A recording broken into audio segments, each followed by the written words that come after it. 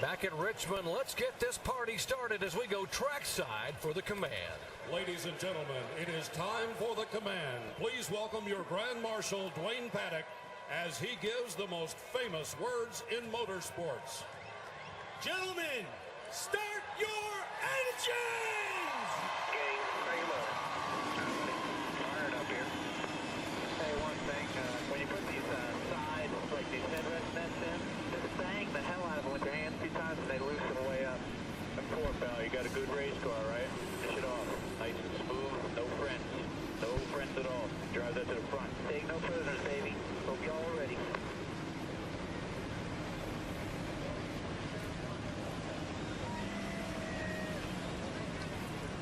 The engines have fired in 43 of NASCAR's finest. Now what's about to happen? It's all about slipping, sliding, racing, and rubbing on a Saturday night short track NASCAR style.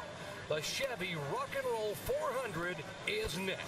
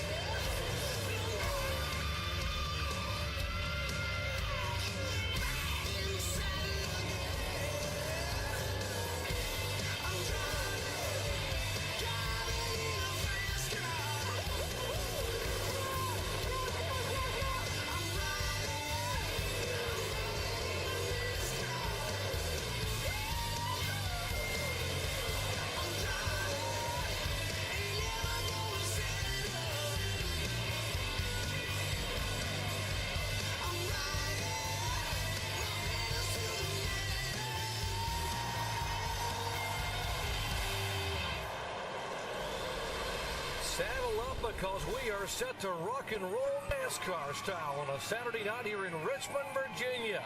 Let's take a look at our starting grid where Jimmy Johnson leads a Hendrick Motorsports sweep of the top 3 starting spots. And while you watch to see where your favorite driver is starting, let's visit with our in-race reporter tonight. That'll be Jeff Burton driving the AT&T Chevrolet starting back in 11th position.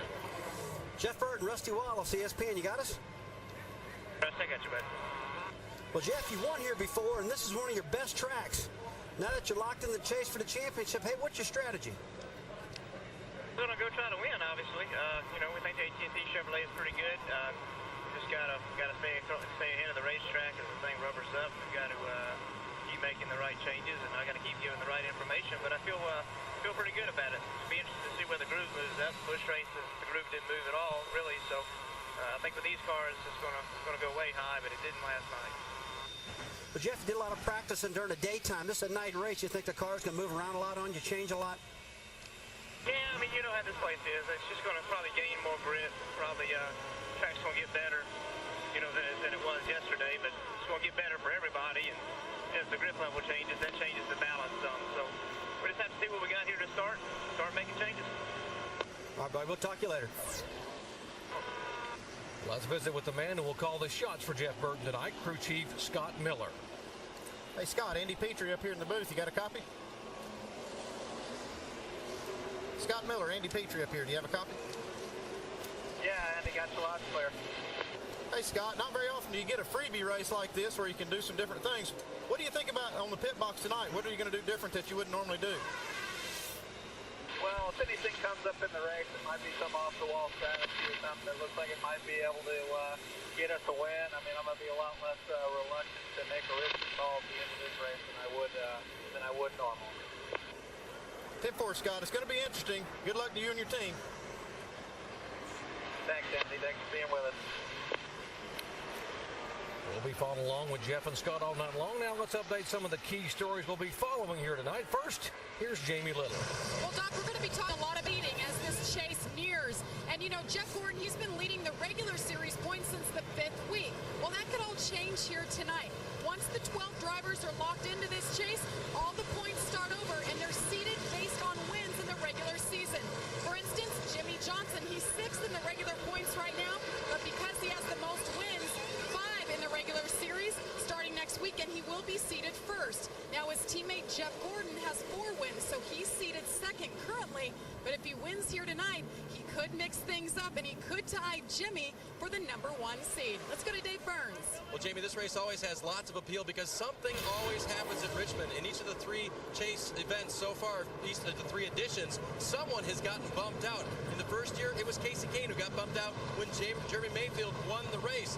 The next year, Jamie McMurray crashed early. Ryan Newman raced his way into the chase. And, of course, last year, Casey Kane ran well enough to bump Tony Stewart out of the chase for the Nextel Cup. Keep your eye on Kurt Busch and the 29 of Kevin Harvick. They're not in yet. They're not a lock. If you root for these guys, you better stay with them all night because they still need your help.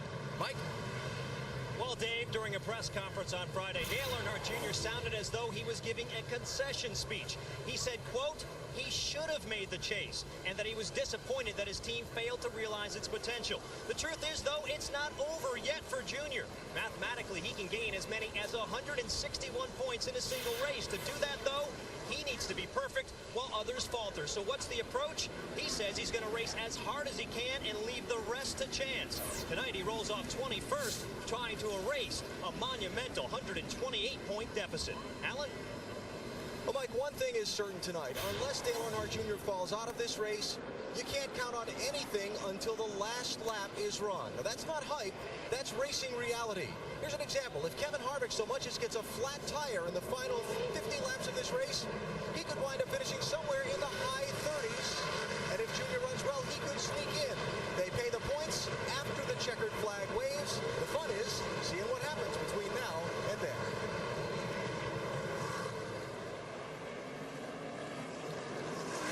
High-definition onboard cameras. You'll be riding along with the back. Look at the back of the pace car. There is Jimmy Johnson and teammate Jeff Gordon and all Hendrick front row as we are set for race number 26 here. 32nd consecutive sellout. Over 112,000 die-hard NASCAR fans are here to watch Saturday Night Slugfest. Short track racing. Who'll get in the chase? 3 drivers on the bubble. Only 2 will make it. Who will be there? We're going to find out momentarily as Jimmy Johnson leads them down to the green flag at Richmond, Virginia.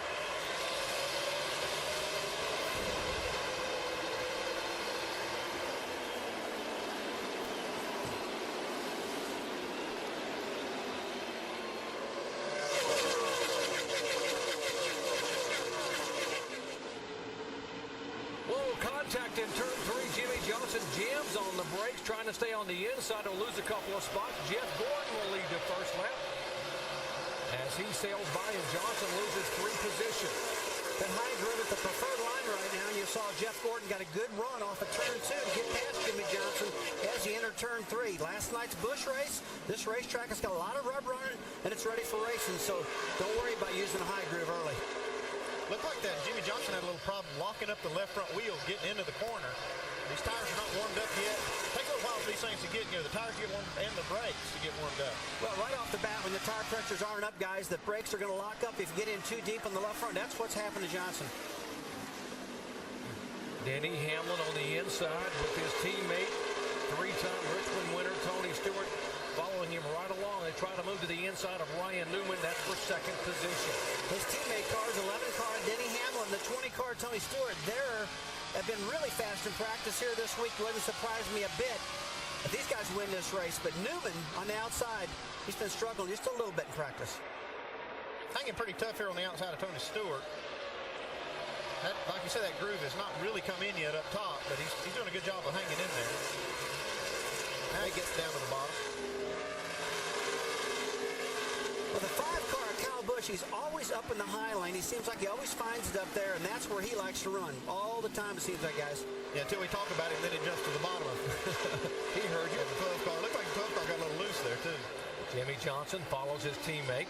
The 5 car underneath the 12 car, or tries to anyway. By the way, Kyle Busch, who dominated the NASCAR and Busch Series event here last night, leading 4 times for 227 laps. Hard to see a driver had as good a car as Kyle Busch had here in Busch competition last night. And talking about good cars, it's really going to be a while before we figure out what happens, how everybody's cars are going to handle, because none of these cars have practiced at night yet. All the practice has been during the daylight, so the first pit stop probably going to be pretty important. More on Jimmy Johnson. Let's check in with Alan. Not much on Jimmy on the radio in these opening laps, although he did just report to his crew chief Chad Knaus that the front end grip, called the car tight. That means the front end is sliding a little more than he'd like it to be. But nothing urgent in Jimmy's voice. Fairly calm on the radio. It's early though. You know, these guys, they're just going to have to find themselves around this track right now since the track conditions are so cool and so different. So 5 car doesn't need to get excited. Jimmy Johnson, the guys that are locked in, the guys that need to get in, they're probably going to race pretty doggone hard, and I expect that that's going to happen probably about 20 laps when these tire pressures get up and they understand what this track's going to do now.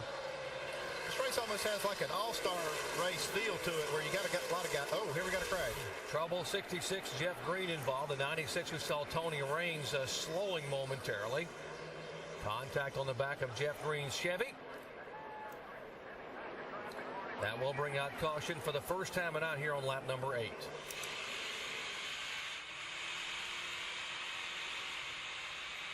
You just hate to see a problem early for these fellas. They've worked all week long trying to get these cars running. This is one big race, a lot of attention on it, and right away you're out of the race.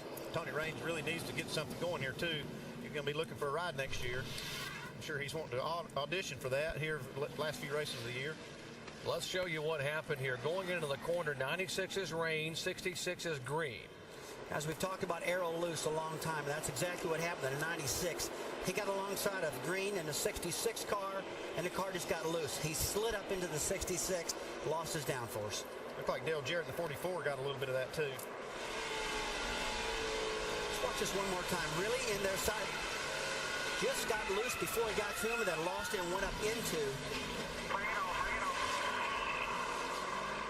Now from Jeff Green's camera, looking back into the side.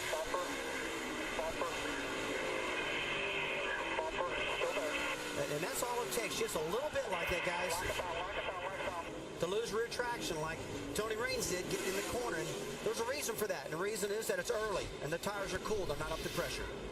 Caution number 1 of probably many here tonight at Richmond International Raceway. Kyle Busch, Ryan Newman, Tony Stewart, Denny Hamlin, and Jeff Gordon.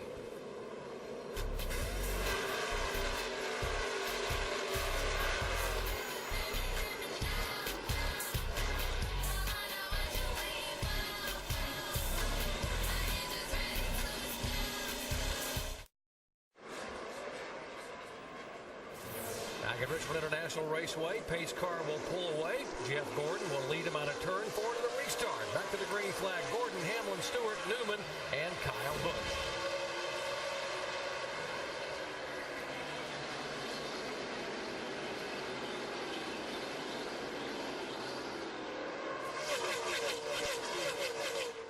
If you're wondering what happened with Jimmy Johnson on that first lap, we're being told that he complained during a moment ago that the front splitter of his car is actually hitting the racetrack, and he's been waiting for the tire pressures to come up, and that's got to be very disconcerting for a driver. What that does, it unloads the front tires. When that splitter hits the ground, it takes the load off the front tires, and it doesn't allow him to turn when he turns the steering wheel, so that's definitely going to upset the car. We'll tell you another fellow on the move right now, Jeff Burton, working outside of the racetrack and outside of Carl Edwards. He's making some ground up there. There's a 31 of Jeff Burton, and see who's coming with him? Kevin Harvick. In fact, Kevin Harvick is going to sail by him. Remember, Harvick has to finish 32nd or better, but he's not waiting on anybody. Well, he can race around his teammate there with Jeff Burton, but I bet you don't see Kevin Harvick put his car in too many real tight spots tonight. Now, Dale Earnhardt Jr., there's the 8 car, started back in 21st position. He's making his move slowly and surely. That's for 18th position. He's trying to go by Riggs, and does so. Would take the 18th spot away. Currently back in 19th spot. Let's listen in. I get down in the corner real good. And just the left front's chattering, center off. I don't really like left for air pressure changes, but just to try to get it to turn up off, I'd rather you try something else. And Doc, the last time he was behind the wheel of the 8 car, they were 43rd quickest in practice.